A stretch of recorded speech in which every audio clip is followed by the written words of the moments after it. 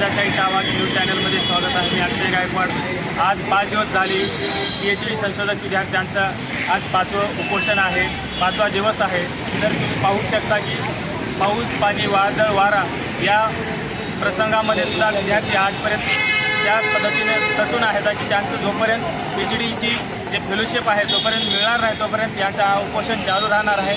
तर आपण विद्यार्थ्यांची जे बाईट घेऊ शकता, आपण बघू शकता विद्यार्थ्यांना ज्या गोष्टी आहेत, ज्या मागण्या आहेत त्यांच्याशी बोलून आपण त्याचा संवाद साधू शकतो. एकंदरीत तुम्ही 5 दिवस जे उपोषणाला बसलेला आहे, तर एकंदरीत तुमच्या मागण्या काय आहेत?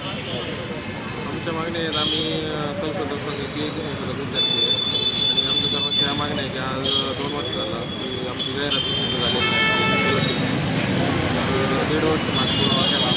1.5 वर्ष पाठपुरावा केला, काही जसं फरक पडलेला नाही. आमची शासनाकडे एवढी मागणी आहे की डेटा रजिस्ट्रेशनपासून फेलोशिप मिळावी, प्लस 2023-24 आणि 24-25च्या सेपरेट ॲड निघाव्यात आणि सर्वांना सरसकट फेलोशिप मिळावी ही आमची मागणी आहे आणि ती तात्काळ पूर्ण करावी. ती पूर्ण केल्याशिवाय आम्ही आंदोलन थांबवणार नाही. एकंदरीत तुमचे उपोषण अजून किती दिवस चालणार आहे?